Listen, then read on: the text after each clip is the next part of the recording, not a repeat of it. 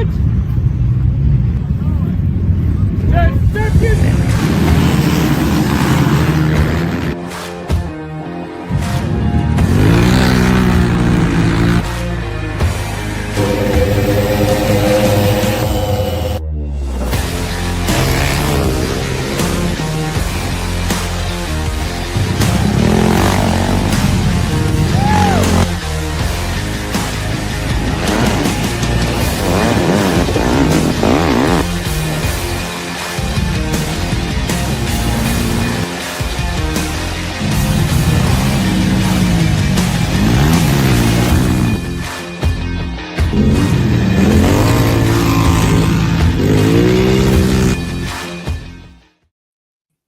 Welcome, I'm Chris McKean.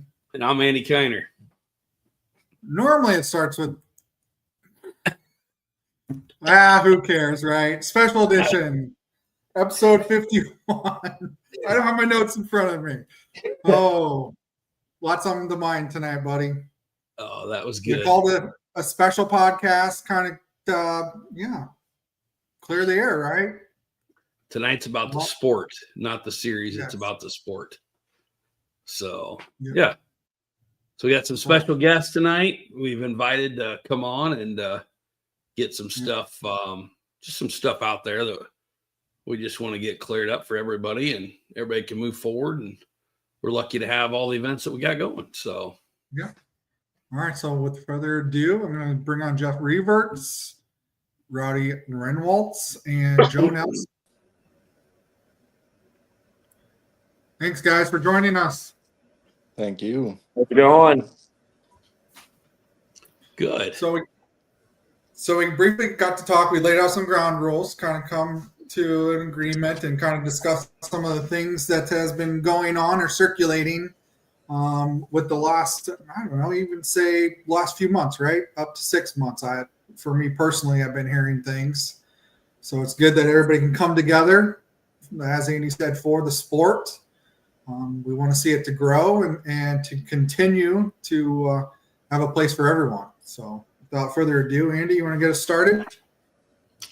Well, I want to start, like you said, I want to thank everybody because this is different than what we normally do, Chris. You know, normally I give our guests a week in advance, you know, not really, but these guys got about 3 hours advance. So they cleared the schedule to come on. So I definitely appreciate everybody.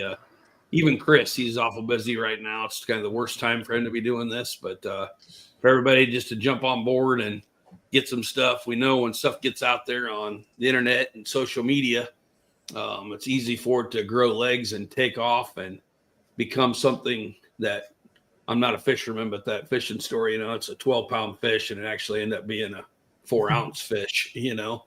So, but yeah, so just kind of want to get some stuff cleared up and go over and really just be transparent and move forward so everybody can have some, you know, everybody can enjoy the sport and have good events and good racetracks and good racetrack facilities, right, Jeff? Correct. So let's just get started. I just kind of want to go around with you guys. I think everybody on here probably knows everybody, so it's not a thing that we probably have to do an introduction with. But, you know, just we're dealing with a couple different things here. We got a racetrack. We've got the Iowa ATV Hare Scramble Series. And Joe, it's FNO Power Sports. Yeah. Powerful. Okay. With the race that you guys had did and moving forward and stuff. So today I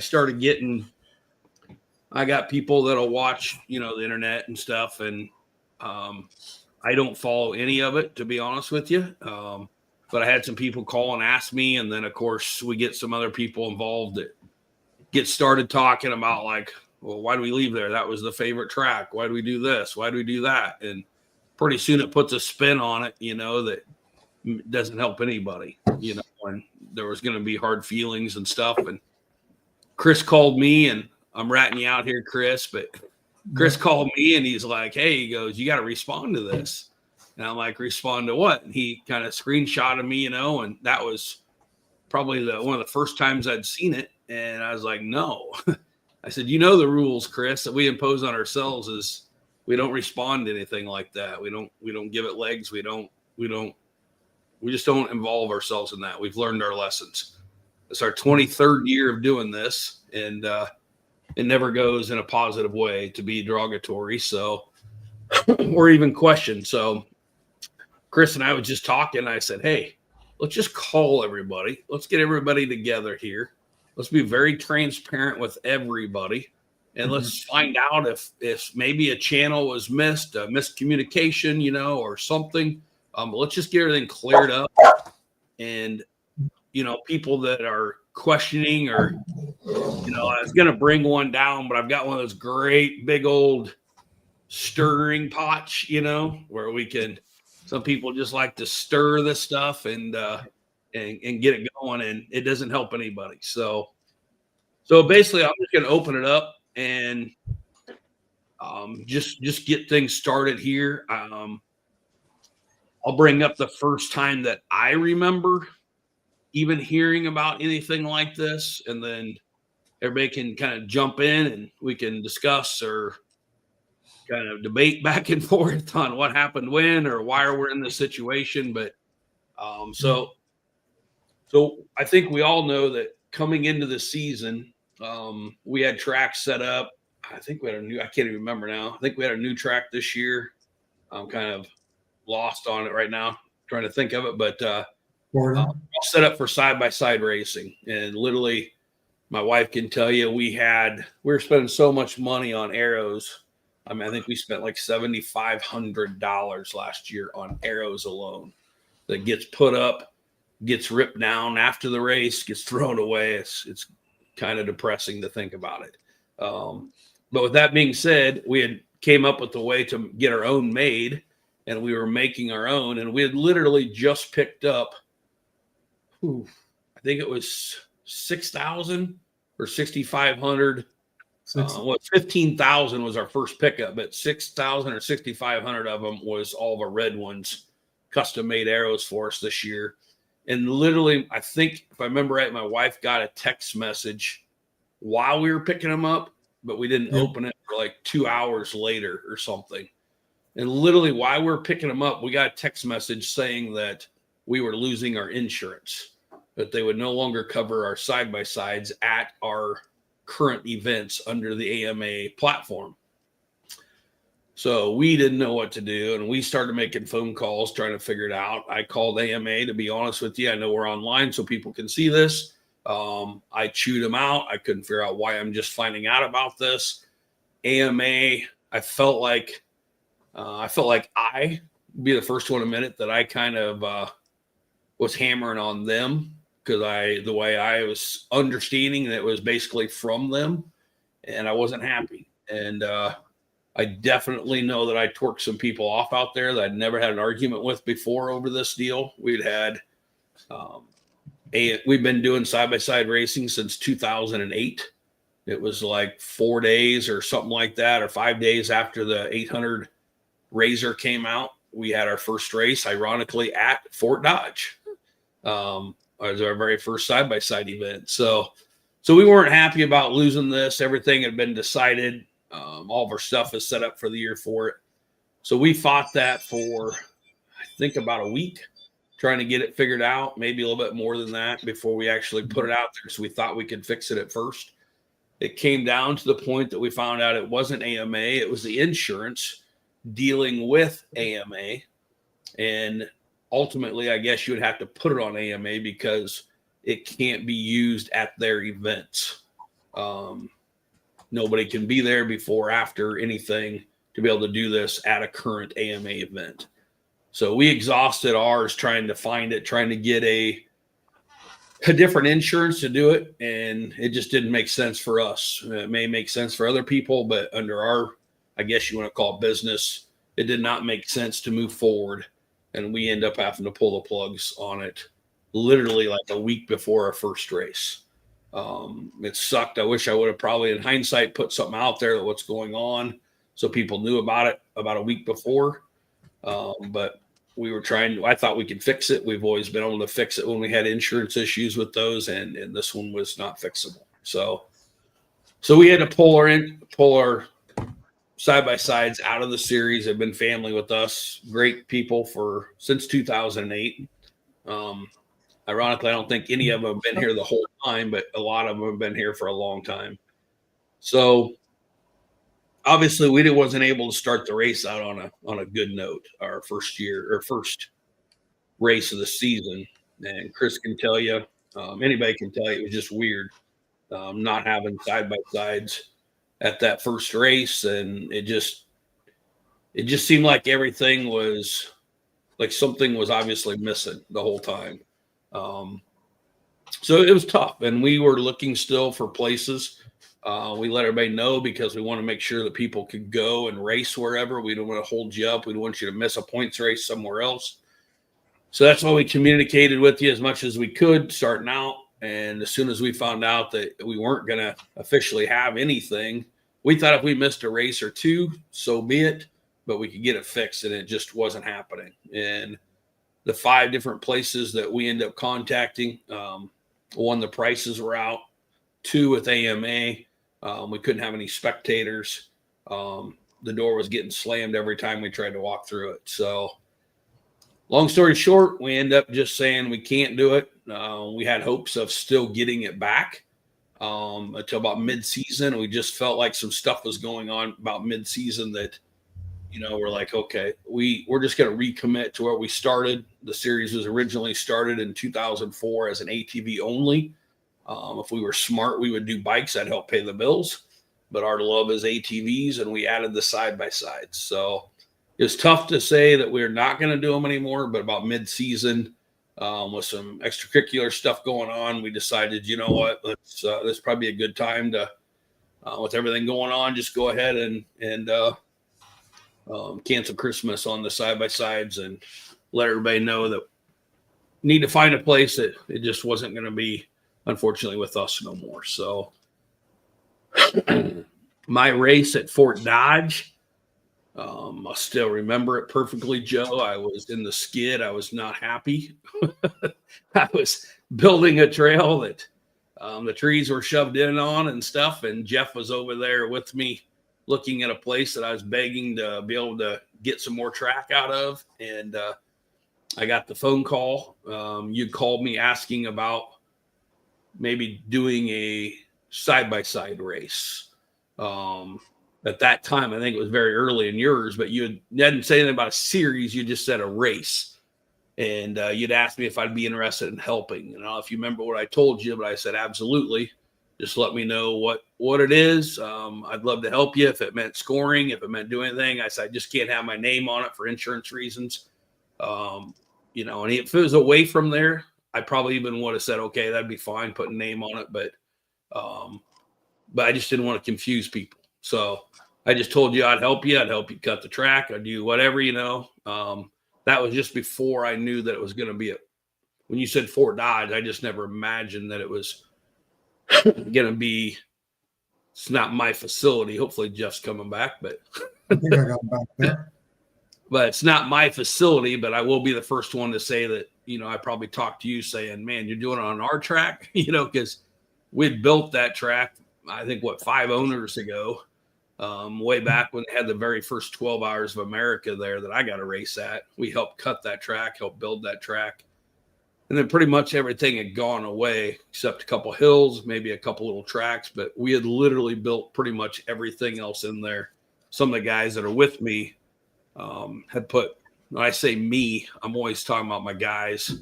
They do more work on the track than I do. And they had worked.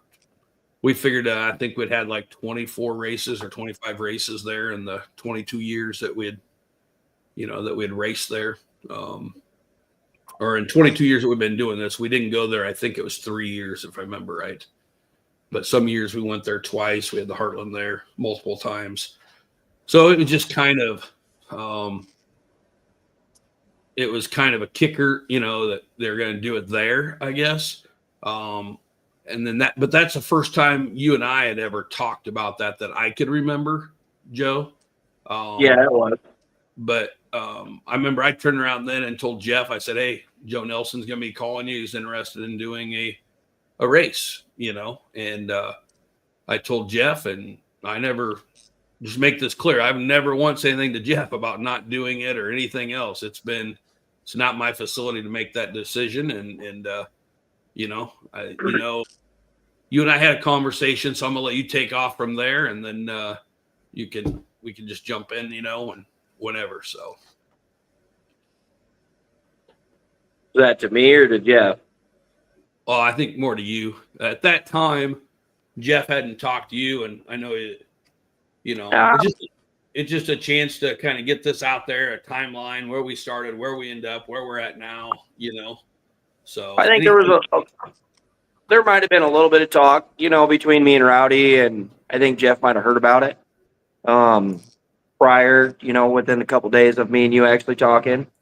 And then I would say it was within a few days of all that, where the light was shed to you and how you said you'd be interested in helping, with the guidelines, like you just said, that me and Rowdy had sat down with Jeff and kind of went over what we were thinking and what we were planning. And I mean, went from there. You willing to help at the beginning really gave us all right, we can do this. We can put on one race so the side-by-side guys can have a race. Gotcha. Yep. And, that was the big thing, watching a lot of people over the winter build their machines and get them ready for all of it. And then, everybody lose it at the last minute, which, it wasn't your guys' fault. We can't really point fingers really at anybody for that. That's just the way life works. But we figured we'd try to do something the best we could. And us both being good friends with Jeff, we figured we'd, reach out to him about an opportunity. And everything just kind of stemmed from there. So I know, like I said, I don't feel like you and I had a bad conversation. I just remember seeing something that was posted online because, again, when we first started talking about this, you'd even asked me about I even told you, I think, or maybe I just told somebody about the darn arrows we just had built, and you'd ask me, hey, would you even mind donating them? I said, sure, I'll do something like that, but again, everything was fine until my first red flag went up. Well, obviously a red flag goes up if it's going to be at the same facility, but it is what it is. I mean, people get along like that, not a big deal. But my first real red flag went up is when I'd read the thing saying that you had mentioned in there that it was going to be like, I think 8 miles long and such, and all this stuff. And I get that's early in the planning and all this and that. But then it caught me when you had said it's going to be, was 100 inches, I think it was, or 90 inches that they could get through there comfortably. You're talking never about once said an exact number how wide it was going to be. I did specify that we wanted big cars to be able to get through there. Yes. And then that's where it all got to play. We didn't know. I guess we thought we were going to need to widen stuff out there and for 72 cars to make it through, because there were 72 guys that came to the Iowa series and there were some tracks they just couldn't make it through and some they could. So we wanted to make sure they could make it through. And then it turned into like Mavars coming. But once we went out there, I guess we got ahead of ourselves and didn't realize that we didn't need to do much work out there at all to the trails. They're already wide. Yeah, and you're correct on that. But I guess where the number came from was, Joe, you had told me, like you had said the Mav R's, and then what really got me, because I just knew more about them, was the Pro R's or something. What do you call the ones from Polaris? Pro R. Yeah, the Pro R's. They're 89 inches, correct? 76. Yeah, 76. The widest ones are? Yeah. Yeah. And I have a new Pro R, and I've been through 90% of the trails out there, and the only thing that ever causes me an issue is the overhanging branches. I mean, the width is fine. You can get between all the trees with no issues. It's just any of the corners that have been washed out or dished out now lean the machine in, and most of the time it leans in toward a tree. And I know these guys came in and they flattened out some of the corners. they really didn't have to widen them out. They just flattened them out. So as you go around the corner, instead of leaning your machine in where the roll cage will rub the tree, it just follows around the tree nicely. So I don't think widening the track was ever an issue for them. And maybe initially it was, where they'd have to say, hey guys, we're going to be able to race the big machines and advertise that those guys could come. But as far as actually widening the track, I've been through, like I said, most of it, and everything they did to the property was kind of an enhancement that we could all enjoy, that just got rid of some of the overhanging trees, got rid of some of the limbs and branches that made it hard to see around the corner, and probably increased the safety a bunch, just because you knew what you were going to be encountering as you made the corner. So it really just cleaned up the property, made things a lot nicer for even myself and my son to enjoy after the race, because we didn't have those corners that were holding water or holding, you know how when the corners hold water in the summer, all the mosquitoes and it starts to smell and get stinky. They got all that taken care of, and it's just a much nicer facility now. But the corners aren't any wider. It just cleaned up the whole program. So going back to like when Joe and I talked, though, that was our first, I guess, called downfall, Joe, is when you had clearly told me, though, that we were widening them out for the big cars, is what you had said. And but when I guess your version of widening and my version maybe are different. You know, I wasn't talking go in there and make it 100 inches wide, like I never said. I was talking, you know, we're going to go in there and make sure it's safe for the bigger cars. You know, they're not going to go in there and rip their machine apart in the first 5 minutes and create a hassle for everybody. And, you know, that's what I was meaning by widening, was just cleaning it up, you know, getting the overgrowth back and making it more visual. So, and I get what you're saying there, but I know you and I had talked, and maybe I'm off here, but I could have swore that when we were talking, because I don't know the measurements on those big cars. They're not cross-country cars. It doesn't fit what we were doing as cross-country racing, you know. So I didn't know those, but I thought you and I had talked, and something came up about some car, and it was like 89 inches wide or something like that. Maybe I'm going off the ones for the short course. I don't know, I guess, but it came out. You had told me that that's where we, you know, had the conversation that you were definitely going to widen stuff out. And I said that, do you realize if you're having 8 miles of course in there? I said the largest we've ever had for UTVs was 4.5 without using the neighbor's property. And you had said that you're going to widen the tracks out. So that means using all the trails that we had, basically, because we only had 5.5 miles of ATV track on that facility. And if you are going to widen all them out to where you can get a big car through there comfortably, like you had mentioned, I want to be able to get through there safely. What does that do for a 48-inch YFZ going twice as fast as a side-by-side? It makes it very, very dangerous. I think we can both agree on that, correct? I mean, yeah, on a sport quad, I could see it getting, you know, a little too fast for some sections, but I mean, I had sent you a track preview video, a solid, I think maybe a week or 2 weeks after the Heartland race, and kind of showed you our progress and our visions. And I think it was made pretty clear in that video that we hadn't widened it to what, you know, maybe you were thinking we meant by widening it.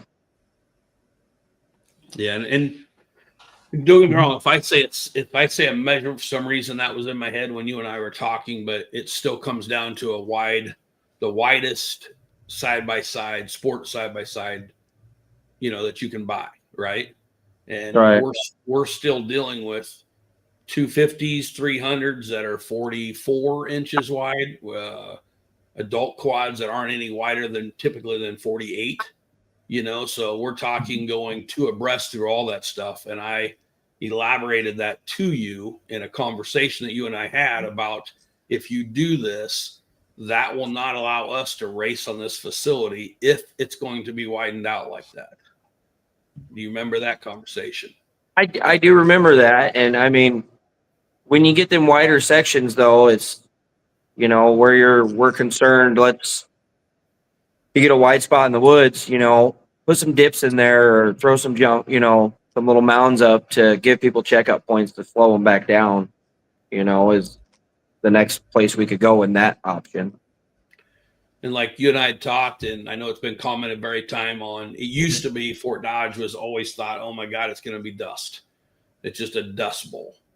So that's the other thing that we talked about is we do ours typically in the beginning of the year so we can stay away from this, you know, try to beat the stock car racing or early in, you know, to get it in. But so when we have all that dust and now we're increasing the speed, it's a wider track.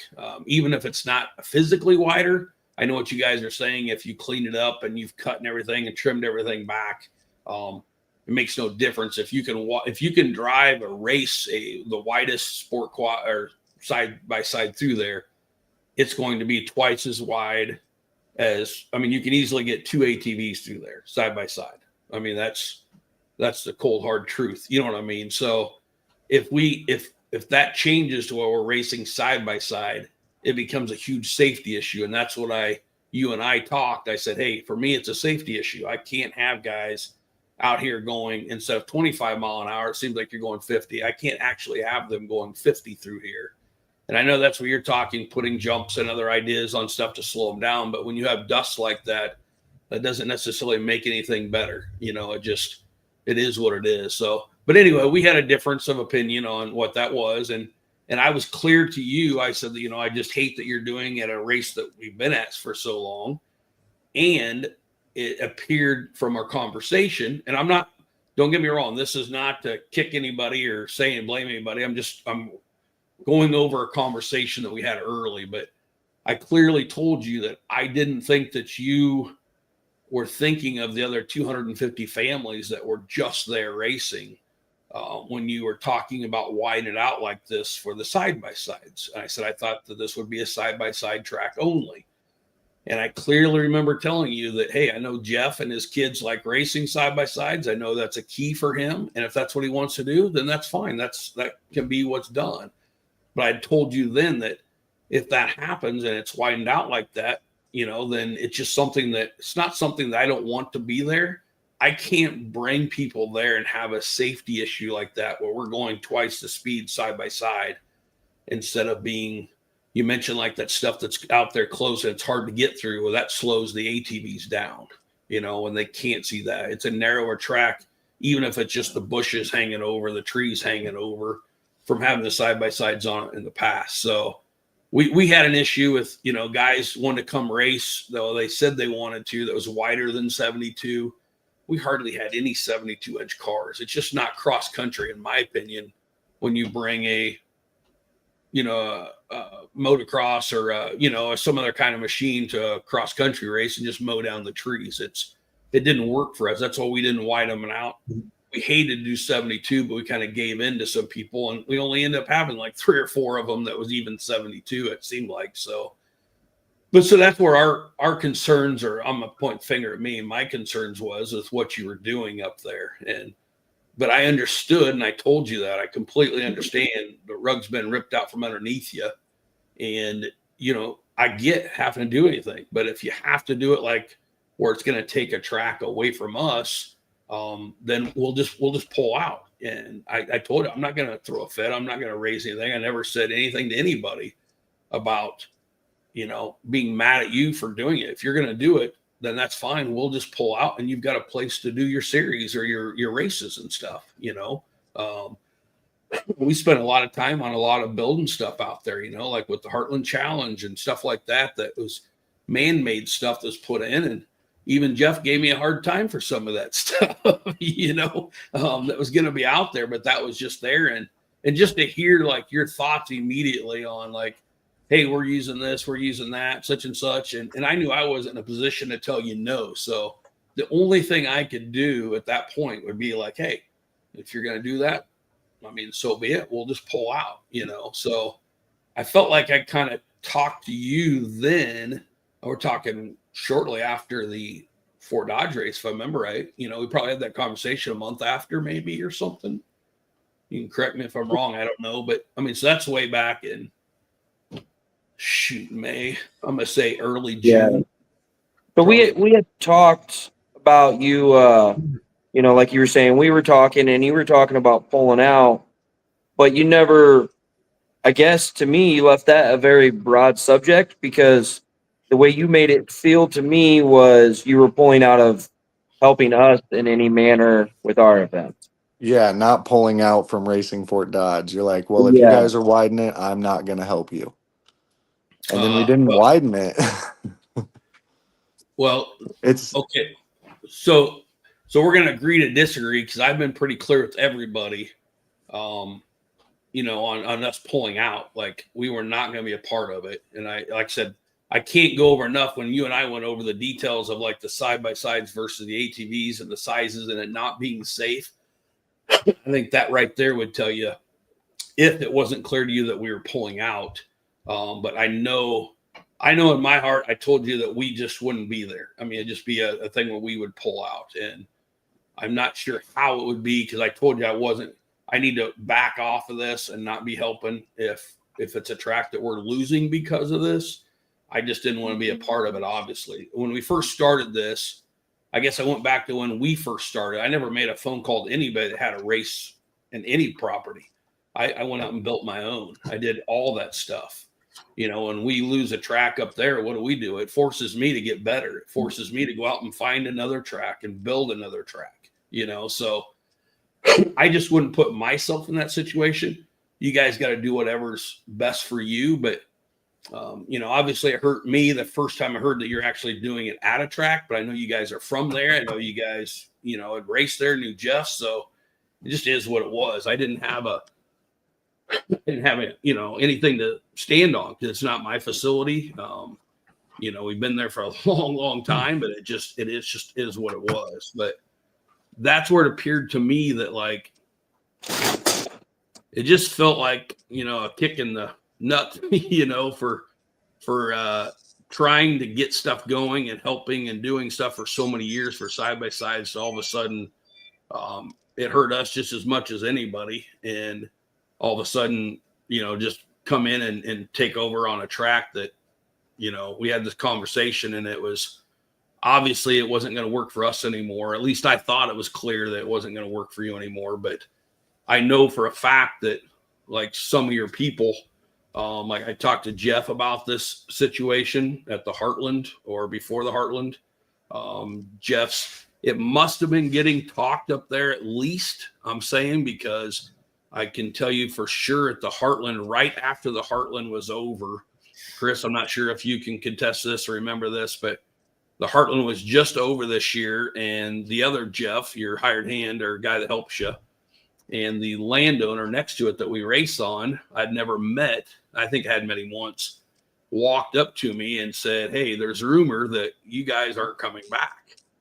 And I said, "I've been very clear with that." I said, "I don't know yet." And my exact words was that night is, it just depends off whether the track gets widened out and they have this race. And if they have the race, then no, we will find a new home. We'll do other stuff. So I know for somebody up there had to have been talking way before that if the hired hand and the neighbor's going to come to me and ask me that stuff.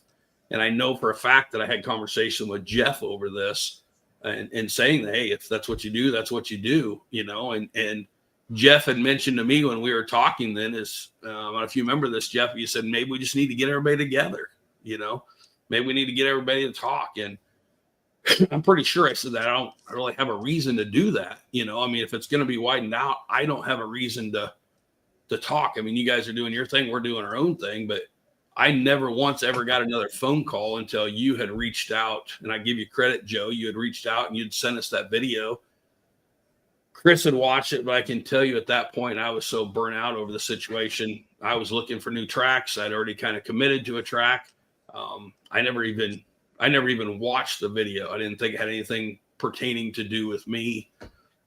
Chris had watched it and kind of told me a little bit about it, but I was already at the point that I knew that we were leaving based off you and I's conversation. I took you at your word and I said that, hey, this is what they're doing. So I'm not going to cause trouble and I'm going to do this over here, So I don't know if you guys want to throw in anything there. I know, Rowdy, you said that you didn't widen it, and I get that now, but you and I had a conversation our last ATV race this year, the last series, and you had asked me something about this, and I don't think I've changed my story at all from what I told you. It was the same thing going off of what Joe had reached out. Actually, I'm sorry, I reached out to Joe on that with the post that was on the internet about widening out for the big cars and stuff. And you told me then, I wish I would have known about that, because that wasn't the case. And that's a conversation I told you that Joe and I had. And I think there was something else that came up between you and I talking that day.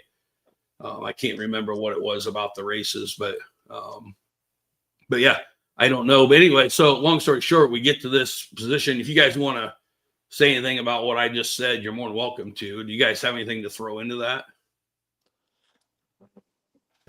I guess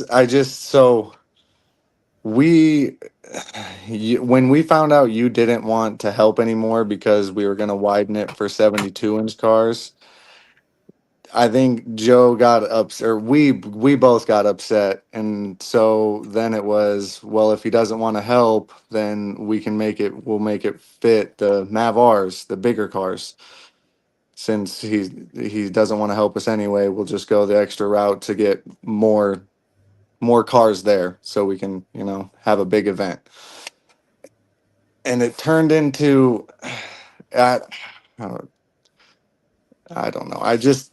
I wish we could all apologize. And since the track isn't widened, you'd come back to Fort Dodge next year. Not next year, but 2027.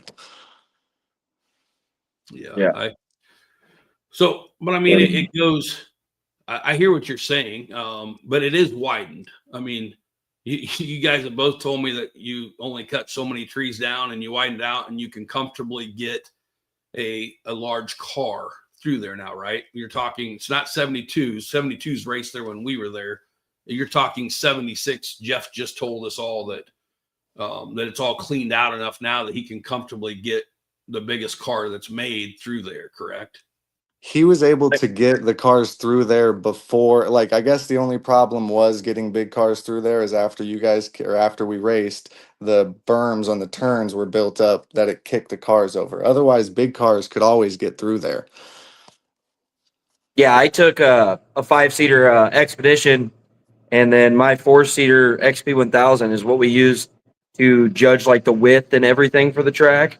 I mean, so if we couldn't make the turn, or if we had a tight section that we know we needed to groom with them machines, that's how we based it. We didn't go off of, taking a 76-inch car in there to build that track. We took 64-inch base model machines, in there to set it. I mean, we didn't anticipate on widening, width-wise. We anticipated, when we say widening, as in grooming the track.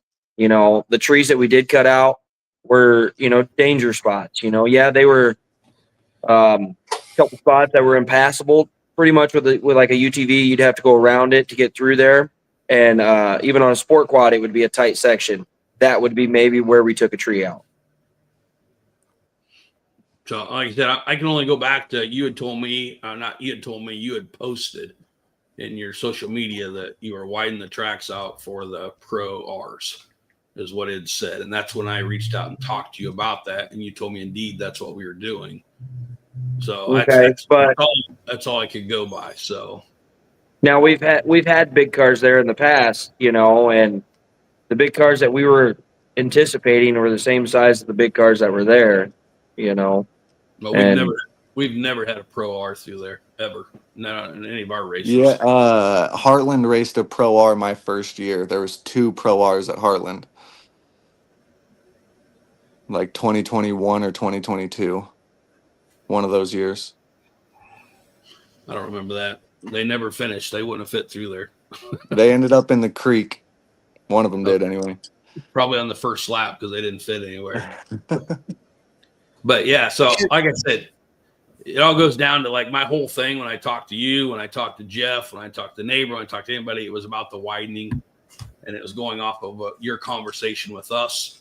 If you had sent something to me, which I know you did, I'm not saying you didn't, and I give you credit for reaching out and trying to do that. I hadn't watched it, so I don't know about that. But based off my last conversation with you, was it was getting widened out. The word was widened, and that's why I reached out to you to talk to you about it, knowing that it wouldn't work for us if that was the case. So that's the only thing I could go by was on that deal. So knowing that it's not widened, with our sincerest apology, can we see Fort Dodge in 2027? Oh, I would never guarantee that.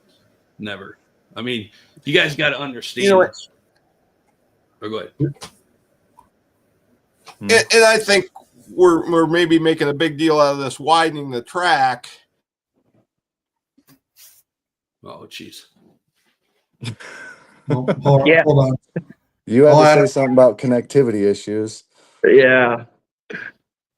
Maybe He's we back. need to get him some better Wi-Fi. Back, Yeah. Jeff. I'm sorry, guys. It's cutting in and out on me, and sometimes I can hear you great, sometimes I can't. But I think if going back to widening the track, at some point we just got to understand. And I think even Andy has used my skid loader bucket. My tooth bucket's 76 inches wide, so when maybe we don't realize what 82 inches is and what 89 inches is, that a regular car trailer is 82 inches between the fender well, and we all know a Pro R will easily fit on a car trailer. And if we've used these same tooth buckets on a track loader, 76 to 80 inches wide is just what the skid loader bucket is, and we've always gotten skid loader buckets through there. You know, Andy's used 770 Cat. We've used my Takahauchi. 76 inches is kind of the minimum, that if we jump out to 82, even 89 is really not that wide. That, okay, yeah, you got 248-inch quads, you're getting to 100 inches. The distance or the width of the track hasn't changed. And as far as cleaning up the branches, sometimes that makes it easier when there's a dust situation, whereas you're always going to deal with a little dust. You may be getting roosted by the machine in front of you, but if there's less branches, less overhang, you can see better, and that in turn improves the safety. So I'm probably not on the page of, the track got widened out, because for years and years and years, we've run skid loaders through there with 76 to 82 inch buckets on them with no problem. And rarely do they even have a problem fitting through. Sometimes we got two skid loader bucket widths wide, that the width is probably not the whole issue here. That if there's an issue with these new guys coming in racing after Andy's been out there for years and years and years, and Andy and this group has been racing at this track prior to me owning it, that I've owned it for 7 years, and they were coming out. They were racing the program way before that. I raced out there before I owned the track with a 72-inch machine, or I think it was 78, and I had some aftermarket wheels on it. And it wasn't the most optimal. I wish I had something narrower, but 10 years ago, I ran a machine through that was 70 plus inches without a whole lot of trouble. So yes, it could be a safety issue, but it's been the width that is now for a lot of years, and it's never been a problem. That I just look at Sports Park Raceway. It's a motor sports venue that we do circle track racing. We've done ATV, UTV racing for years. Now we've had motocross out there. It is an excellent spot for this series, for Rowdy and Joe's series, for stock car racing, and for the Iowa Moto Series, that I hate to see it go away over somebody arguing if the track got widened or if it didn't get widened. And today, when they announced the Hare Scramble Series announced their new schedule, and the Heartland Challenge wasn't on it, and Sports Park Raceway wasn't listed at least once, I started getting phone calls like, "Hey, Jeff, what did you make these guys mad, or what happened?" And I said, I don't think I made them mad, but if I allowed another group, apparently they're competitors, to race at the program, now the IATV HSS doesn't want to come back. That's a sad deal, but it shouldn't have to happen. That Okay, bad deal if the group lost insurance funding. So if these other guys can get insurance, great. Why can't we have, say, a 2-day event? We run ATVs on one day, UTVs the next, and we all get along. But I think as people evolve, myself included, you have kids that may want to run an ATV. I'm to the point, I'm 50 years plus, I'm not racing an ATV. I want to be in a side-by-side. But if my son wanted to run an ATV, he could run an ATV on, say, Friday and Saturday. I could run my side-by-side on a Sunday.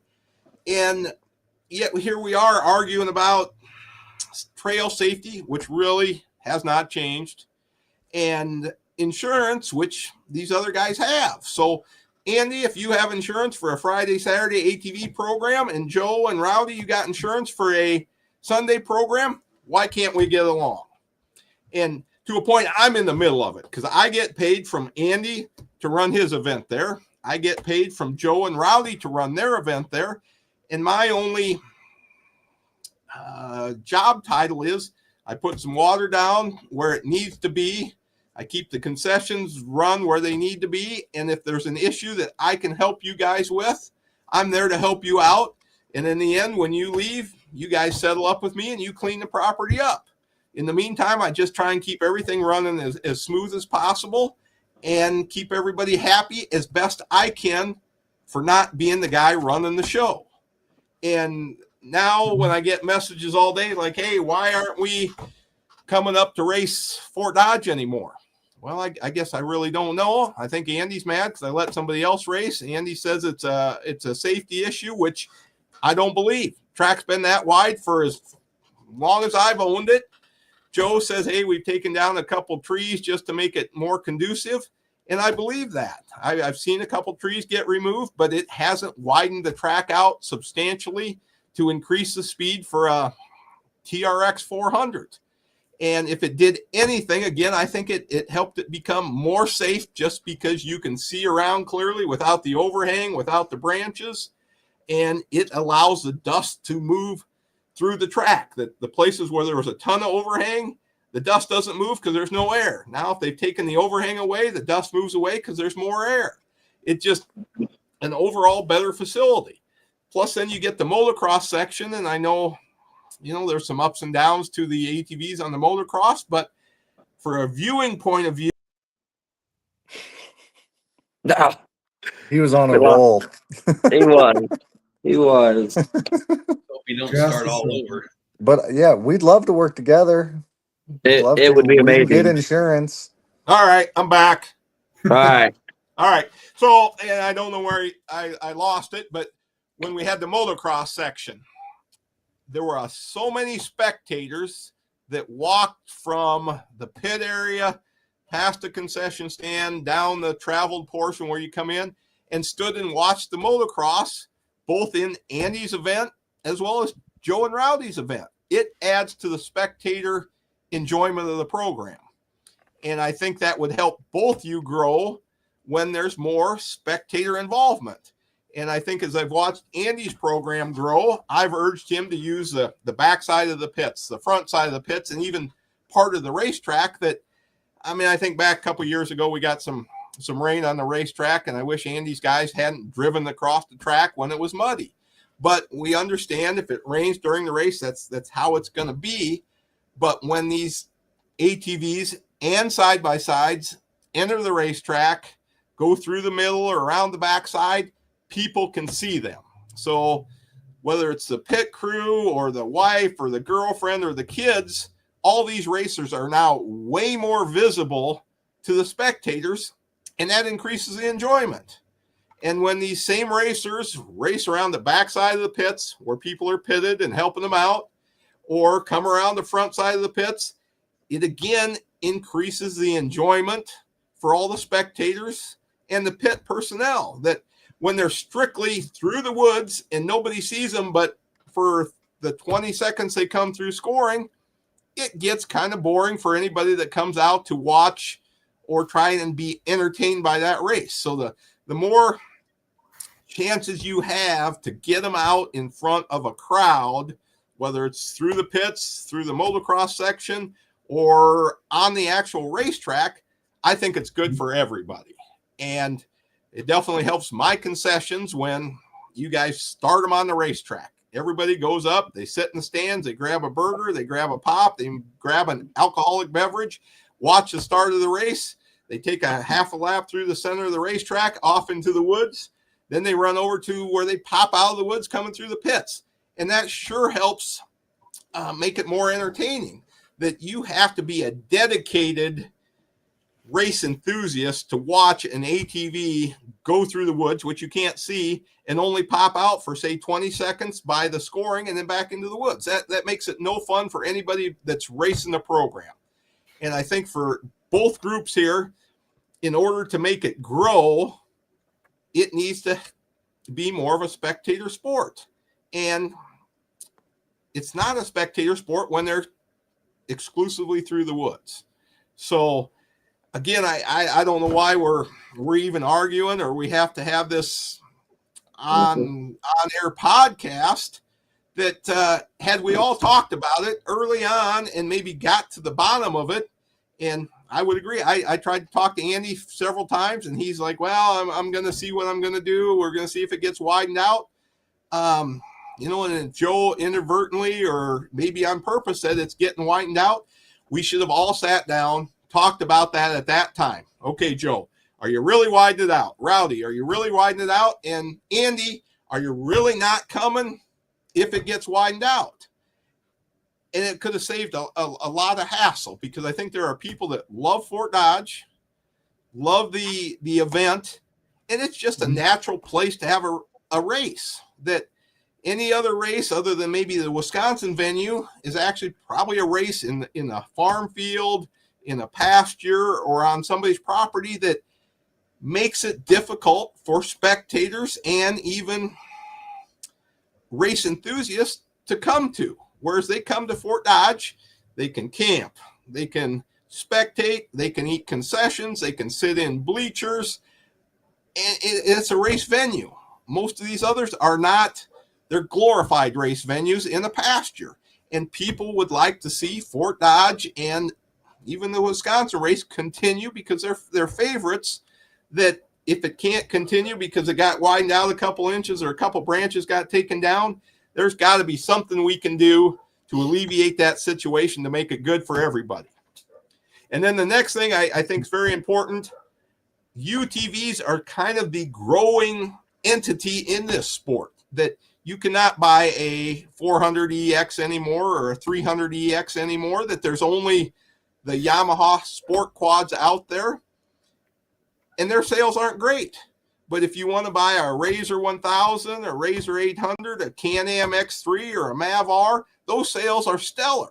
That if we want to see this off-road racing, whether it's on an ATV or a side-by-side grow, we have to kind of embrace what's currently popular. And, for Joe and Rowdy's first race ever to get 40, 50 quads.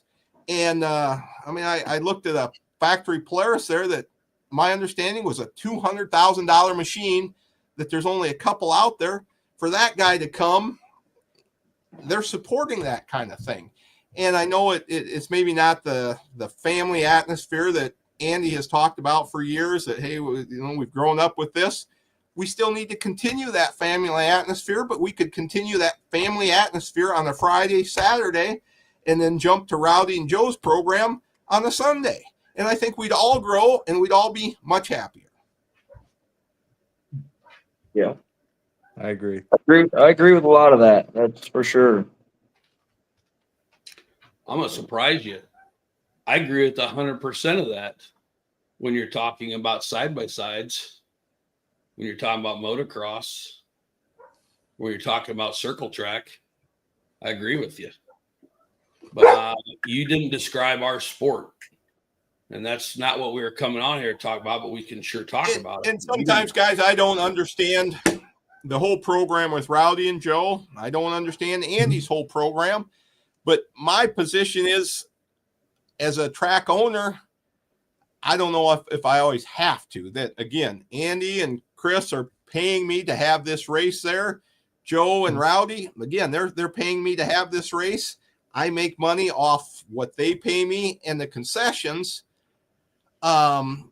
That I don't necessarily have to understand it, but I've tried to improve the program for Andy. You know, we've added rollers and other things to try and make it nice for him.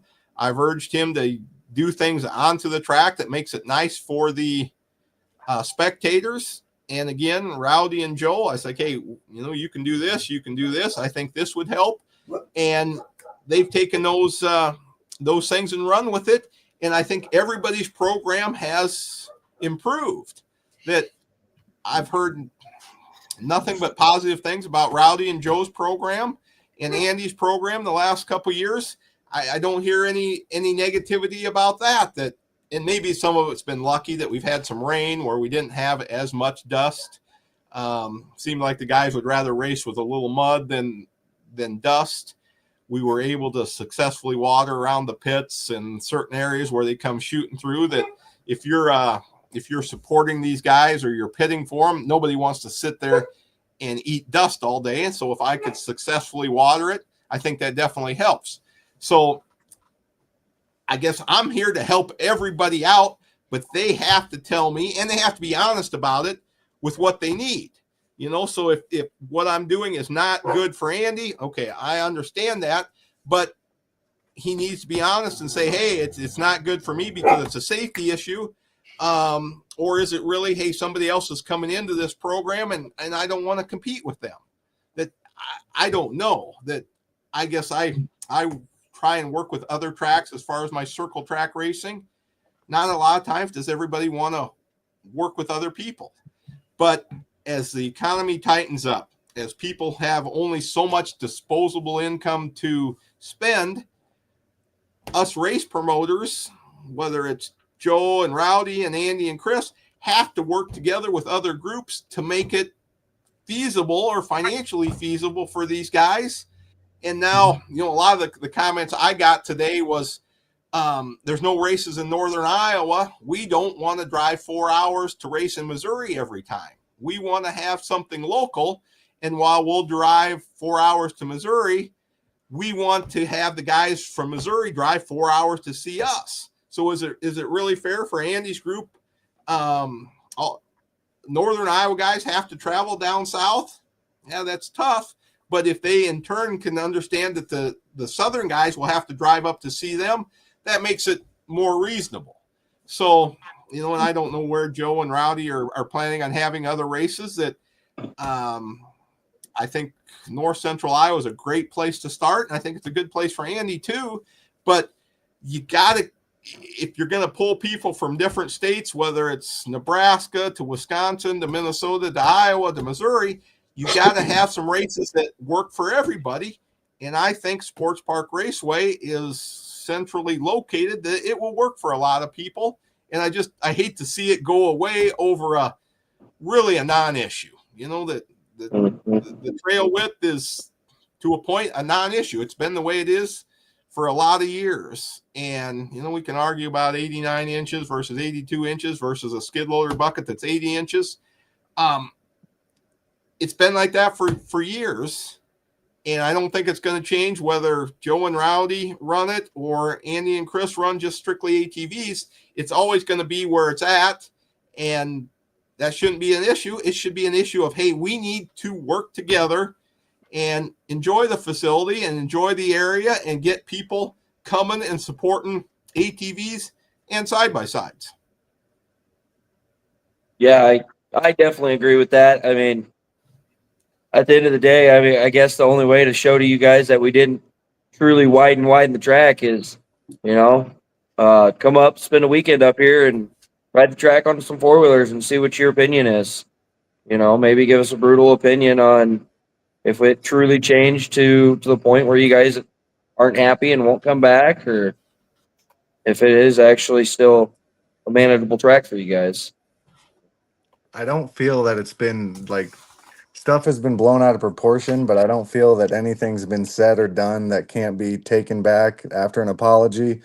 And there's nothing that me and Joe wouldn't do to run with your guys' series or to just have your series come back to Fort Dodge. Like, we will do, you know, anything to make those happen.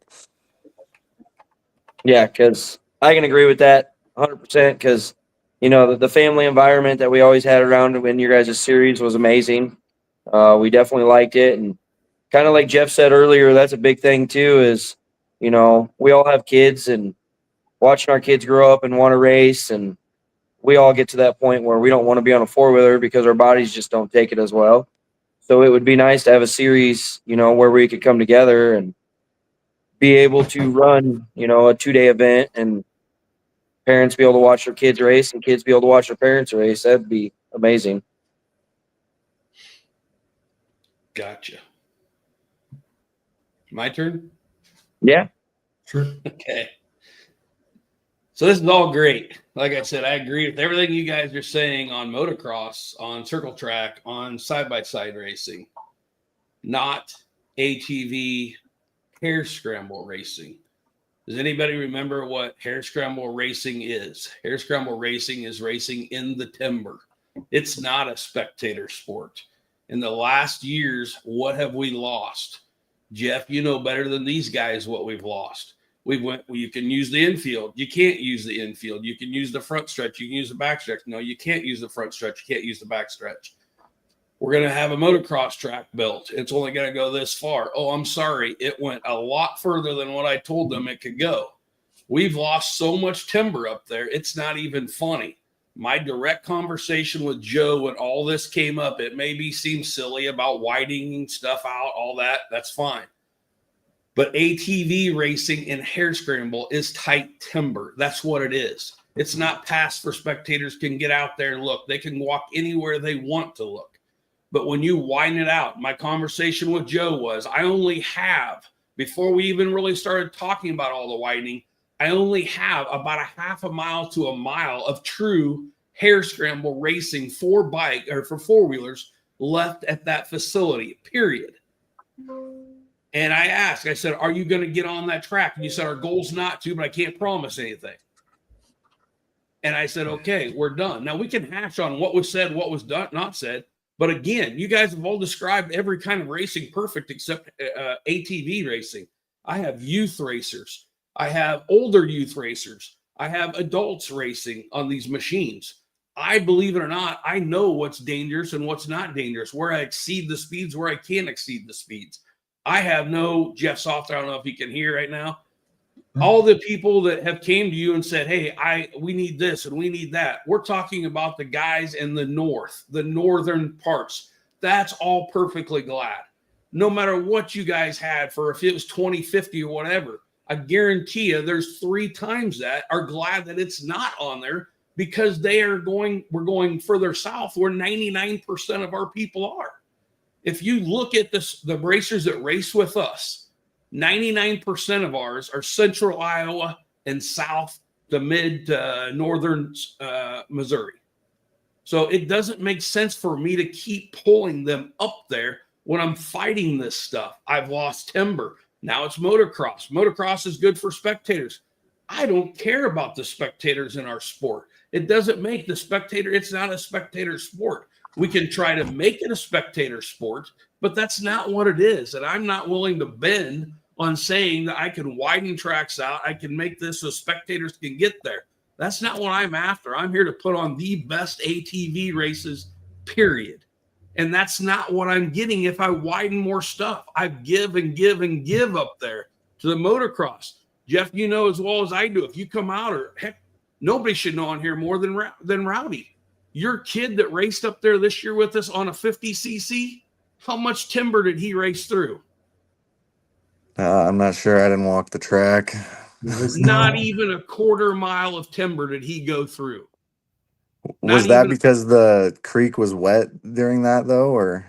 No, that had nothing to do with that. No. They don't go over there. That's the motocross. The 50s don't. Or like the river, motor- not the creek, sorry. The next to the river. The little kids don't do that. The little kids on the 50s, we are cut down to less than a quarter mile of timber that they race through now at that facility because we keep giving, we keep taking away, we keep cutting trees down. That's not our sport. I get why it's being done.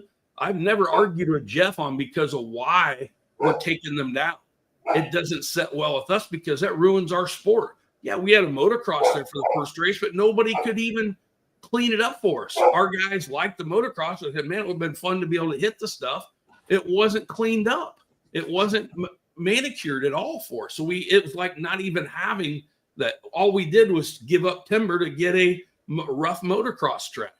That's not hare scrambles. When we go out to race hare scrambles, I love the UTVs on races. You asked Chris what I told him earlier. I hope all this goes well because I want you guys to be able to do 50 races if that's what you want to do.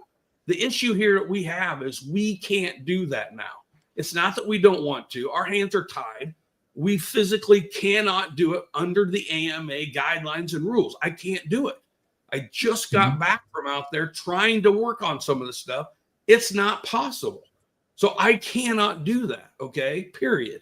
So I wish you guys nothing but luck. That's why I walked out of this facility so you guys can have a facility. If you want to widen it. Do whatever you want to do to have this. As far as saying that can we work together and all that stuff, that's all fine and dandy. But, I mean, Jeff, man, I mean, you put on a good speech there, and I agree with a lot of it. But me being honest, I think that's what kind of the kicker, too, is I've been honest with everybody from the get-go. Have I ever told any of you three guys, if we do this, that we were going to be back? No, I never did. I told everybody. So I have been honest from the very get-go on this, on what I was doing, what we were going to do. And it was to give you guys the facility if that's what you wanted and the landowner wanted that. It didn't make sense to me. You give up 250 families coming there at least twice to having whatever, 40, 50. I mean, I hope it gets to be 500 side-by-sides. That is nothing. We wish you guys nothing but well. But to set back and to post stuff like you are going to, like we're all working together and we want to work together, man, we both know what that is. You guys can't tell me that when you go behind our back trying to do some of this stuff, when you go behind our back calling our sponsors, you go behind our back calling all of our workers. I'm sorry, was that something funny? I don't think anybody ever went behind your back, Andy. Oh, so when you called my workers to have them come up and do everything, did you even talk to me about that, or was that just cool? No, we had actually talked about it.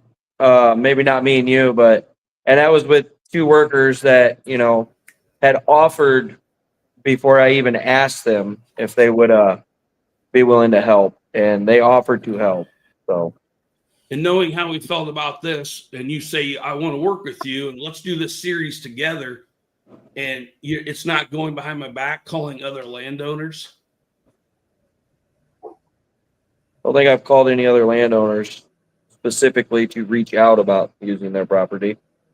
Okay. I think there's been conversations mutually had about that with other places, but okay. So when you say you want to work together, my biggest issue is having other races at the same places. That's not an issue with you. You don't understand that. So I don't understand why you would try to make it look like you want to work together, but you continue to go and do this other stuff. We wanted a place, I guess. So we just wanted to race. That's why we started the race. And it turned into you not coming back to Fort Dodge and never having side-by-sides again. So if we were going to race, we were going to have to do our own series. And everyone knows they don't want to race the same track over and over for a hare scramble. So we had to find other tracks, I guess. And from my understanding, some of the track owners hit us up. They contacted us. Yeah. So what about actually doing something unique like other series do? Like maybe going out and finding tracks and building your own tracks. Have you ever thought about something like that? I guess I knew when we were going to have a race, my business sponsors the Sports Park Raceway. So I guess that I didn't really think of, I knew the Iowa series. I didn't think it was going to stop you guys from coming there. Yeah. But you guys realize though, us saying that we weren't coming there this year, we never said we weren't ever coming there. We said we're not coming back. We're not doing it this year. So I don't understand what the issue is here We want you guys to succeed. We want you to do what you can race wherever you want to. I just don't understand the situation where if you want to do this stuff, why not just do it? We offered to help you. We offered to do whatever it was. And then you took it back. Yeah, because you were coming in and going to, at that time, Your track, as you always say. Yes, we understand. What's that? I said your track. And guys, it's nobody's track but Sport Park Raceway that we're arguing over something that the track hasn't been widened. They cleaned it up, made it nicer for both parties to use. I think we can agree on that. I wasn't always a party to, who Rowdy and Joe got for workers. I don't know. I didn't see anybody but what appeared to be Rowdy's girlfriend handling things, Joe's family handling things. And I see the same thing with Andy's group. It was always Andy's group and Rowdy and Joe's group. They seem like they're two different groups. And I understand if Andy wants to come and just race through the trees that nobody can see and it's really tight, that's a hair scramble type thing. The calls I am getting today are from both groups. Many people that are ATV fanatics don't want to see Fort Dodge get away. And like I said, I welcome anybody to a point who's paying me, and that may sound very one-sided, but I get paid from Andy, I get paid from Rowdy and Joe, and I want you both to come, and I think it's reasonable that you both can make it. That, Andy, if you're upset that we've allowed somebody. Oh, lost again. Take all night. He completely lost it. So it's just Iowa doesn't have a lot of tracks, I guess. And if the sport's going to grow or even stay the same, it'd just be nice to have UTVs and ATVs together and dirt bikes. When you say the sport, what are you talking about? Hair scrambles, racing in the woods. So ATVs or UTVs? Both. If we could just get racing in the woods. It's not popular in Iowa. There's not a lot of places to do it. So if we could just work together in any sort of fashion to have side-by-sides back with you guys would be great. But I've already been very clear on that, Rowdy, and I'm not arguing that a bit. I already told you we can't do that. For insurance reasons, we can provide our own insurance. Yes, we are not interested. We've done this too long. We want you guys to do. We're not holding you back at all. Obviously, our tracks aren't off.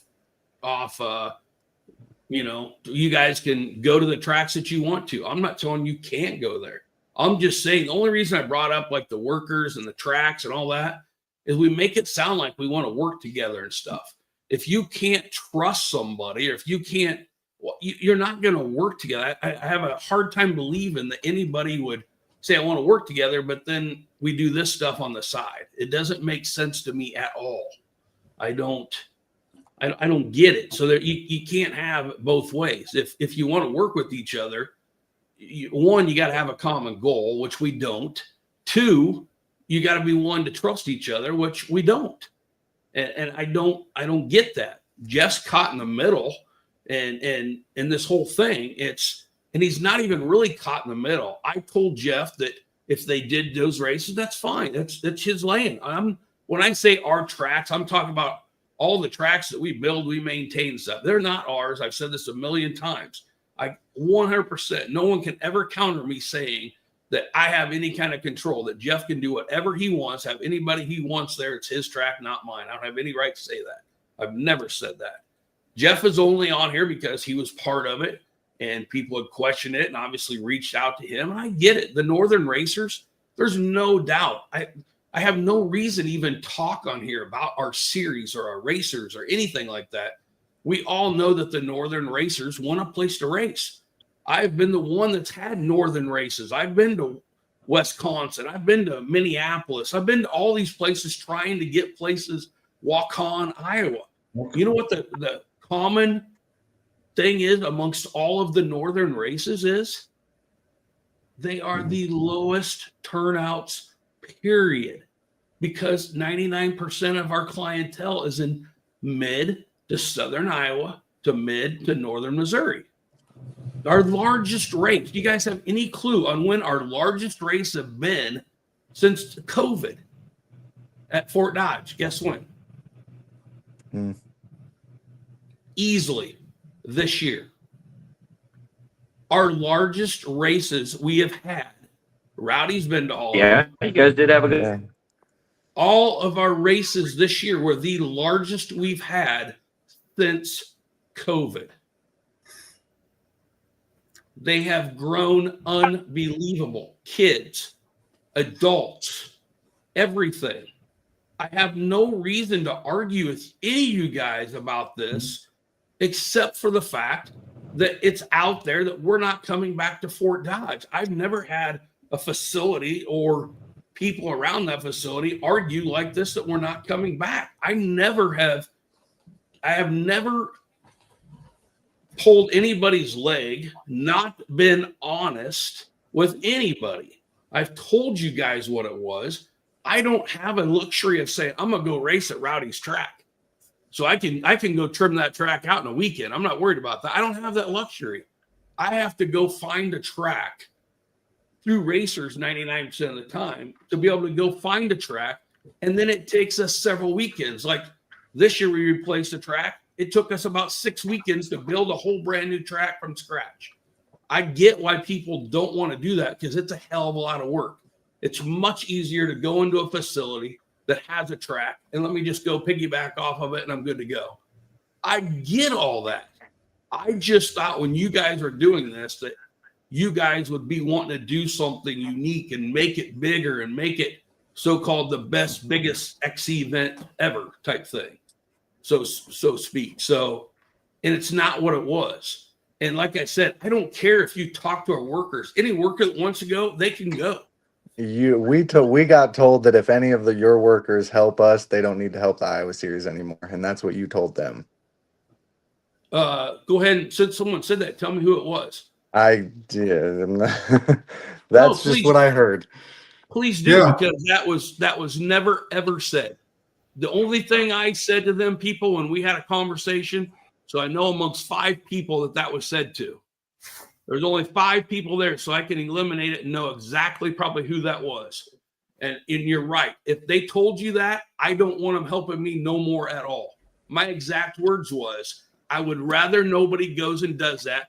Definitely not taking our material to go help with that stuff at all, because I want nothing to do with it. I don't want our series to be a part of it. We have workers that go help other people. That's not a problem. I think I'm figuring out now. Thank you, Rowdy, because I think I got a pretty good clue now, but that was never told. And anybody that was at that meeting can speak up and tell you that was never told that they couldn't do it. I told them I could not tell them not to help. And like I said, I could give 2 craps if one of my workers goes and helps, or you go to our tracks or anything. That is what it is. It's not that. It's that you guys try to make it sound like, oh, we won't come here because we're mad at this or we're mad at you. We were very clear with you in June of last year. Jeff, all the way up to August, we had our race there. It was very clear with them. Very clear with the hired hand. Very clear with the neighbor of what the situation was. So to say that supposedly we're not coming back because of side-by-side races or apparently or all this other stuff or whatever's being said, be very clear with people. It was said before that if we did this, if we went down this road, they weren't coming back. No one said we're never coming back. We were just giving you guys the facility to do it. We might have came to check the track out, but have we ever told you that we are never coming back? I believe I've heard that. I might be wrong, but that's the feeling I got from it. We're never coming back. And from who? I guess when you look at the Heartland Challenge is kind of the crown jewel of the Iowa Hare Scrambles thing, and it's always been held in Fort Dodge, but yet you say all the guys are down south. why do we have the Heartland Challenge in Fort Dodge if it's always when most of the people attend are down south? And if people don't like Fort Dodge, why do we have the Heartland Challenge there? Well, I would argue people do like Fort Dodge. People do want to come back. And that's why maybe we're having this conversation, because I've been reached out to, I don't know, 40, 50 times today. Hey, what can we do to bring this back to Fort Dodge? And I said, well, I really don't know what the underlying reason is why they took it away from Fort Dodge. Because last several years, we've had 2 races in Fort Dodge, an early one and then the Heartland Challenge. And people seem to enjoy it. The facility is made for motorsports events. So now they're questioning me, why isn't it coming back? And I guess we just got to decide. I think we've taken out the issue that the track has been widened. It hasn't been widened. It's really unchanged. The safety issue is not there. That should be a moot point. So why do you not want to come back? Is it because Rowdy and Joe have run a race there? It was for a first-year event. It was widely successful. I mean, they had a great crowd, had decent spectators even, and for a brand new race, it went very, very well. And I think it probably could have gone better had Andy and his group come up and embraced him and said, hey, let us help you out. And I think, Andy, if you'd ask Rowdy and Joe, hey, could you come help me with my events? They would do that. So this willingness not to work together, I really don't understand it. But I think most of the people here want to know, okay, yeah, you said you're not coming back. Why are you not coming back? Is it because Joe and Rowdy have run a race and it has been your facility for years? And yes, you have done a ton of things to the facility over the years that even talking to the previous owners, they say, hey, Andy did this, and hey, Andy did that, and Andy dammed up this pond. Those are all great improvements to that facility. Why do we want to just let that go and maybe not come back this year, not come back next year, or, as I've heard, never come back when we've made all those improvements? Plus, Joe and Rowdy and their staff and friends, they have made a ton of improvements to the property. Those guys left. They cleaned up their mess. They cleaned up some of Andy's old mess. They cleaned up some of my mess. That they are a great asset to everybody.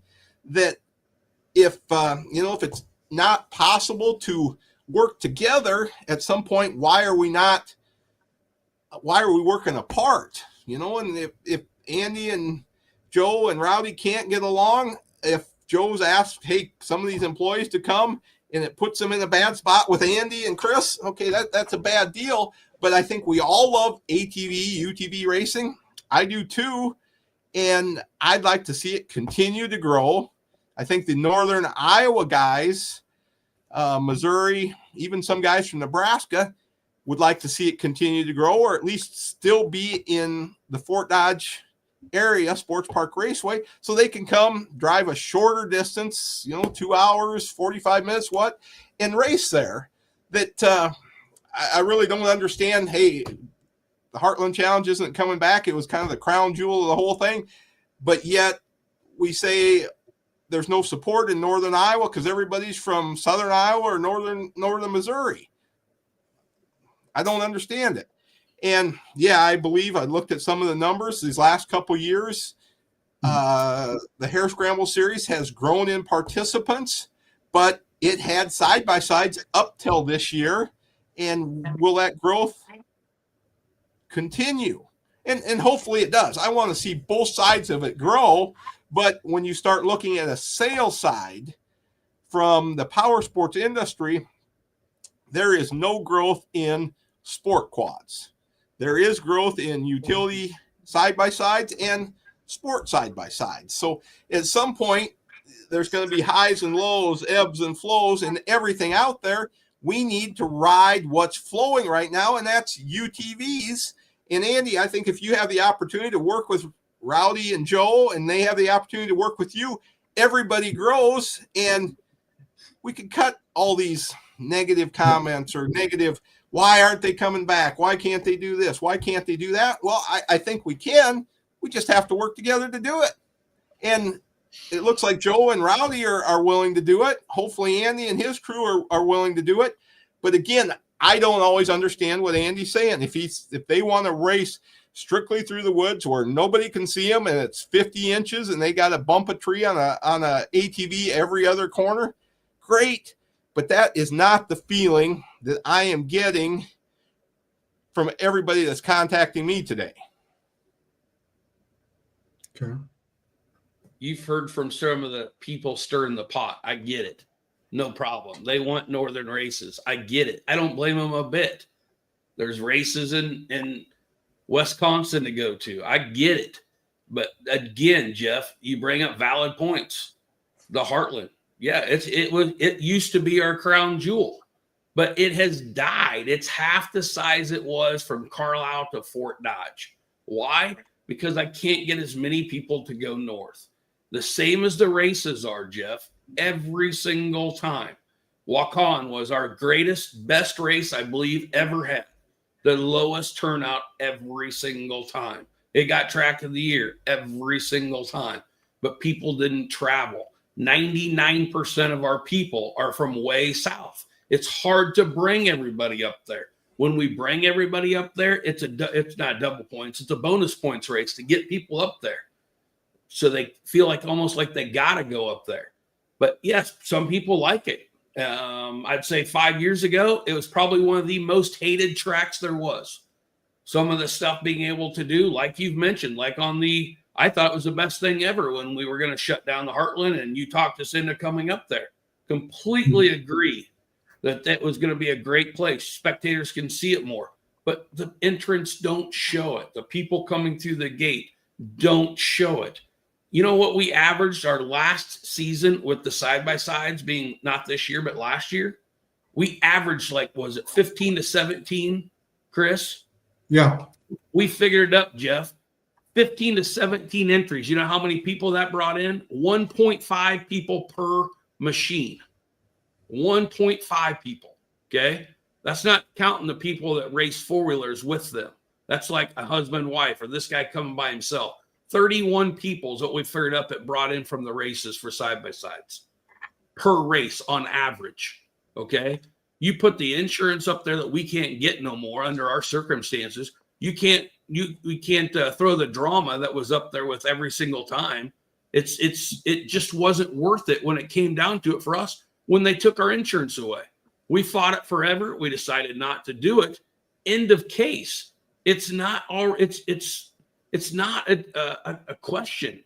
And I've never brought this up to you guys. I've never said that after mid-season of this year when we can't get it and we're not doing side-by-sides, I've never brought it up. It's not that we don't love our side-by-sides. We got some of the best people I know race side-by-sides with us.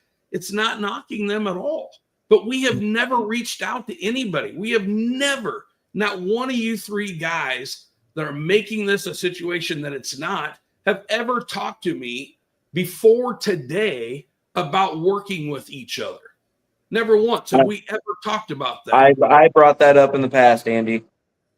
No, it's never been brought up to me. And if it was shut down right away. It was shut down right away. Today, after the comments around and I don't know what. And then you asked me about working together. I'm like, I told Chris, that's the silliest thing I ever heard. If we're going to talk derogatory and stuff about this kind of stuff or not put the truth out there, why would I want to work with something? We can't do it, period. So we're not working. We're not doing it. If you want any of our workers to go help you, please, they can go right now. Publicly, I'm saying anybody can go help them, period. Anybody. With no backlash or? No, obviously the person that lied to you, yeah, there's going to be backlash. It's no reason. We're a tight family, I thought. If we have somebody that's saying something that's not the case, then they're not part of the tight family that's there. The side-by-sides were with us, Rowdy, and it was as tight with them, we thought, as anybody. But the problem is we cannot do that. That's like asking me to tell Jeff to focus on drag racing right now at his facility. Guess what? There's no drag race at his facility. So he's got to focus on what he does. That's circle track racing is his focus. Why would he worry about drag racing if it's not part of his, if it can't be part of his program? My program is ATV racing, hare scramble racing, tight tracks. If I can make it a spectator place, I would love to do that. But that's not on my top 3 of my priorities to do. My top 3 priorities is to make a hare scramble track. And if anybody has raced on a hare scramble track, know that we don't truly want spectators on the track. You guys know, as I've said for 5, 6, 7 years now, the reason we don't have insurance, number one reason that we do not have insurance is because of helmet cams showing little Johnny on the side of the track watching it as a spectator. Heck, we can't even, for 3 years now, we haven't even allowed spectators in the timber. So that eliminates the whole the spectator thing in the timber. We can't even have them under our insurance. Okay. So we're not looking to pair up. I need to focus on 100% on my ATVs and getting to the best. Now, if I'm not reaching that guy in Wisconsin or the guy in Fort Dodge or the guy in Minneapolis that races with us, I am truly sorry beyond a shadow of a doubt. I am sorry, but I have 99% of my people that I'm trying to bring up. My event that replaces Fort Dodge will have way more people at the hare scramble race than I had at Fort Dodge. My people in my race in the Missouri tracks are bigger than they are anywhere in northern Iowa. I'm not dissing anybody in northern Iowa. I hate it, Rowdy. You asked Brock, or not Brock, you asked Chris what I tell you about Rowdy earlier about coming to the events this year. Oh, that you were very the words are escaping me right now, but you're proud of him, and outstanding guy that even though he couldn't race side by sides, that he was still bringing his kids to race the UTV or ATVs, excuse me. I love your guys' series. I was at every race last year. I'll be at every race this year. I hope the animosity stops. I feel like I got the cold shoulder like halfway through the season. I feel Chris, you were the only one. This is me just crying like a little girl, but Chris, you were the only one to even have a conversation with me when like I was paying for the kids to race. Like no one would even talk to me. It was ridiculous. I thought I talked to you almost every race or said hi. You didn't. No. And I mean, we talked since Fort Dodge, we talked at the last race and that was it. Otherwise, like, even when I saw you, like normally we'd wave at each other, but like you weren't waving at me. We weren't talking. The scoring girls, or not the scoring girls, the registration, they like just so uninviting. It was insane. And I just wanted to race my side by side that I spent a lot of money on. That was it. Well, I'm sorry you felt that way, because maybe it was because of the stuff circling around us that made people uncomfortable or something. I don't know. I wish we would have done this way ahead of time instead of waiting until tonight to do this. But unfortunately, it took stuff out on social media again to get it. I've literally never had anybody. We've pulled out of tracks before.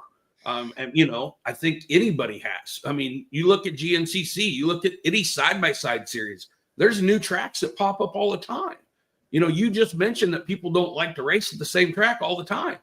I completely get that, but it's my job to be able to find more tracks and new tracks. And again, I don't just go grab on somebody that has a track. We develop new tracks all the time, period. And we're working on 3 different ones right now as we speak, trying to get up and ahead of stuff like this. If it's a thing where I don't feel like, if I don't feel like I can safely run an event, and you guys don't know what I mean when I say safely. You might be just looking at the speeds. You might be looking at this, but I still have, I lost 2 tracks in the last 3 years because I mentioned the word side-by-sides, new facilities that we were going to. One was on the track, one was on the schedule to be done and backed out a week before the banquet when we were releasing the schedule because they thought that side-by-sides were going to be too big. These are tracks that OMA, actually, I'll be honest, that used to race on ATVs and dirt bikes, mainly dirt bikes. And they just couldn't understand allowing side-by-sides on the property. So we left them and went to a different facility. We have done a lot trying to help and grow the side-by-side started. You can say we started this side-by-side thing in the Midwest. We've been the only reason keeping it going in the Midwest outside of short course stuff. That's been it. You know, we've helped other series get started. We're not against other series. I told you guys 100 times, I'm all for you guys doing it. Do I feel comfortable with you guys coming into our tracks and run it? Like Mount Pleasant, the last 2 years, we've had issues of people getting off track. Where they've gotten off track to, they've jumped over onto a side-by-side track and went. That causes issues. So if my focus is 100% on the ATVs that we started this series on in 2004, my goal has to be ATVs only. So I don't need, if my focus isn't on side-by-sides anymore, I don't need wide tracks right beside them. When Joe and I talked, it was 8 miles of tracks that he told me that he was building out there, which means adding at least a minimum of 3 miles of course to the facility. And we talked about that. With that, there's nothing I can do. There's too many trails out there right now to have a tight air scramble. So on all the other tracks, if we have that stuff and they can jump over on them, that is an issue. There's a lot of other issues like they're not just the safety thing that you guys would normally think of. We're not against those at all. The only issue that we have here is I told you guys 100% from the beginning, and Jeff, that we were pulling out of the facility that you guys were going to race there. Nobody said anything bad about what you guys are doing there. That's fine. Now, do I want like all of our people being there because I don't want to burn out when I'm already bugging them like 8-9 times a year? No, I don't. I don't want that. But if they want to do that, that's fine. That's why we only do 7 races so people can go do their own thing. Go other series. We've said that a million times. But for all of this stuff coming in at once and then to see stuff out there, one, we've never knocked what you guys are doing. You can't ever show me anything that we've ever went on social media and said anything bad about you guys whatsoever. Zero. We've even referred them to you guys when people have asked, do you race short side by side? No, we don't. But these people up here are doing at least one race that we know of. Period. We haven't said a bad word to you guys. We haven't stepped out and said, don't do this, don't do that, don't do this to people. When I have sponsors call me and say, hey, I just got a call from these guys. What do you think? You need to talk to them because that's not me. I said, obviously, they're coming off of our play sheet with our sponsors, our social media, whatever it is, because every time something is posted, something gets posted for you guys. I understand wanting to piggyback and get that free stuff. I get that.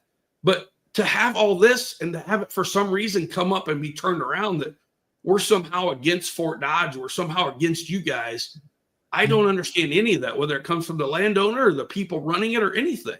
None of that makes any sense. We've never mocked the facility. We've never knocked you guys. So I'm trying to figure out where this is coming from. You guys do not, I believe, understand our sport that we have to focus on. It is tight timber. When I say tight, I don't want anything wider than 50 inches. We run on wide tracks at Fort Dodge just because we have to. We're down because of things that have evolved up there, whether it be the motocross or whatever. We spent a lot of time trying to pick up the pieces and find pieces because of that kind of stuff being done. We don't have a 50cc track there no more. It's not a hair scramble on our 50cc track, period. And I have to think about the 4-year-olds all the way up to the 70-year-olds racing the machine. And I don't feel like anybody on here can tell me what I need for an ATV hair scramble event as far as safety goes. I feel like I'm fairly comfortable with making that decision. So my question to you guys is, I don't know what was said from us or done from us that would make you guys, number one, think that we are trying to start another series side by side or become a partner somewhere. We have tried this all over the country. If you guys don't remember right, we tried to take ATV and side-by-side racing and it was all because of these side-by-side racing got dropped from GNCC is the only reason we did it. Put everything that we had into developing that series to go across the country. Now, if people were every single one of the races that we offered to do, then it would be a whole different thing because we might have 30 people. We might be trying to find ways to get around something or do on a different weekend, but we were down to 15 people on a race basis that would have that. They'll be there at the races. Now, maybe we were doing something wrong. I don't know. But you can't tell me that any one of you guys would have wanted to continue to do that if you were paying the bills, because it didn't add up. You guys can't pay $3,000 worth of facility payments a year or a month and make $1,500. It don't last very long doing that. We have spent twice as much on cleanup, twice as much on the facility being a skid steer, whatever it might be that we have. We don't need that stuff for ATVs. It doesn't make any difference. Our focus is on ATVs and doing the best we can for a certain entity, and that is ATVs. We tried the dirt bikes last year to help somebody else out. It didn't work out. We are focused 100%, and nothing's going to take us off of that in creating the best ATV events that we can, period. And if that offends somebody else, like if you do not understand why we can't do side-by-sides and people can get out there and they can talk all they want about it.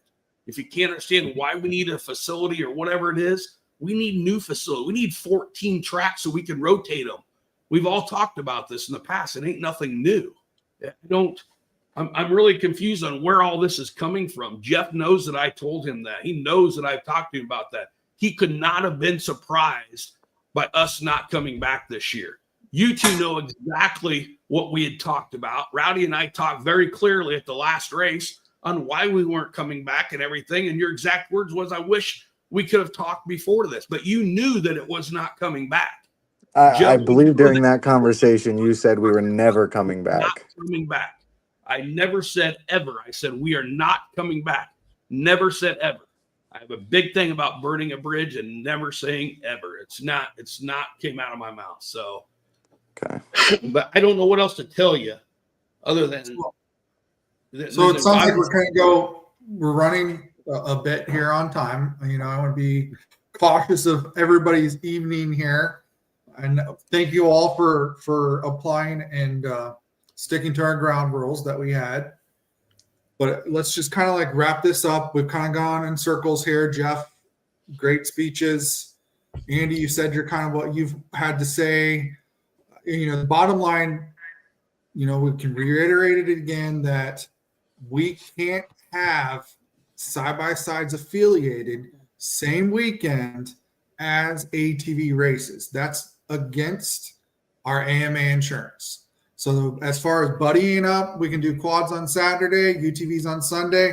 We are not allowed to do that. So just to make that clear one more time, just try and clear up some of these comments that people are out here as well. We'd love to do something like that. But again, the current state, we're not allowed to do that. A lot of back and forth. There's been a lot of comments out there. I think we all just need to take a step back. We respect what you guys are doing, fully support it.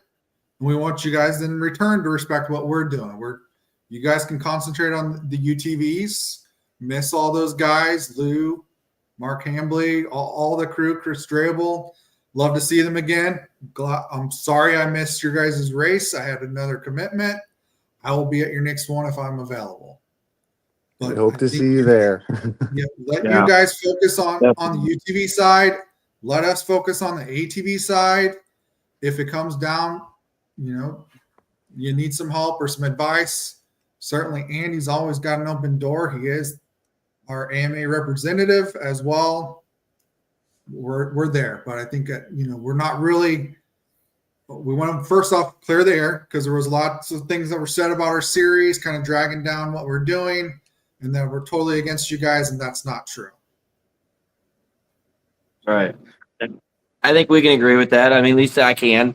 I never thought you guys were against us. Mm-hmm. I didn't think you guys were aiming to, negatively affect anything.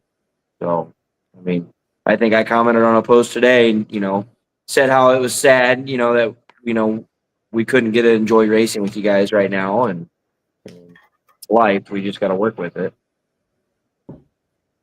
It is what it is. We got to move on, and I guess I just hope the animosity stops at the races when I come. Gotcha. If there's something, I've listened to both sides. And to a point, I'm caught in the middle. I want to see both sides come, and if they can't have a race on the same weekend for insurance, okay, I understand that. But Andy still doesn't want to come just because these guys have came or because the track had got widened. Well, the track hasn't been widened. There shouldn't be a safety issue. Northern guys want to see it come, and I'm all for that. That I've heard both sides of the story, and I think we've kind of made our decision on whose opinion we should believe here. I don't say I don't care, because I do. I want to see Andy come back. I want to see Joe and Rowdy come back. It's good for everybody. And yes, we can agree if there's an insurance issue with Andy, he can't run side by sides. If he can't run side by sides on the same weekend, they can't come together and work together. But is there a reason why they can't continue to come to Fort Dodge because of the insurance issue? No, it's more of a personal issue, and we've made that clear. And some people here are way more emotional about it and yelling, arguing, whatever. I don't want to see that. I like to see both groups come. I'd like to see both groups have a great time. And if Andy doesn't want to come back for whatever reason, it's his choice, and we can't force him to do that. But I think most of the people have just said, hey, guys, why aren't they coming back? What's that reason? Okay, if I would agree. It's not great. It's not as tight as it is at other places. That they're not coming back. Okay. It's not as tight as it is at other places. I would commit my time. I know for a fact I could add 2 miles of tight trails to Fort Dodge, and I'd be willing to do that for you guys to come back. Like, make the trails myself, 50 inches wide. That's an added 2 miles of trails we've never been on. At least 2 miles. Yeah, it wouldn't be hard. It would not be a reach to do. Yeah, I will do that to bring the Iowa Series back to Fort Dodge. Well, yeah. Okay. And our schedule's set for 2026, 100%. right? Yeah. And Andy, I don't know if you've talked to Jeff really or truly what's going on with the Heartland. That it's not coming back. We won't ever say never, but I think it's ran its course. It took a lot out of the crew itself to put on that race. That I think we need a break from the Heartland. Sponsors were a little bit down as well.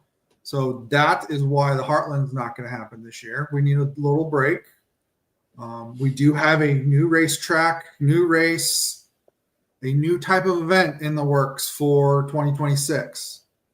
It's not like the Heartland. It'll be hopefully something special for the Midwest area. And that's kind of like where we're devoting our time currently to put into that race. But doesn't say for next year that all the tracks are set, that we can revisit the tracks that we have and also take in consideration the few that we have that still need to be looked at and vetted out. So. Definitely. Okay.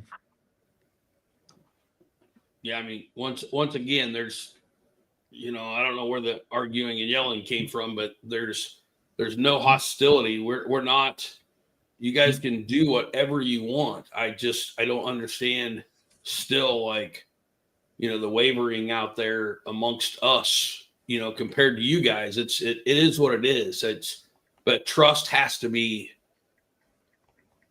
earned, I guess, worked out. And I just don't feel like that's coming from all parties right now. So I guess we didn't really get anything worked out. I mean, it's more listening and talking and telling us each other what we think, but That's fine. I just, like I said, I wish you guys 100% luck on anything.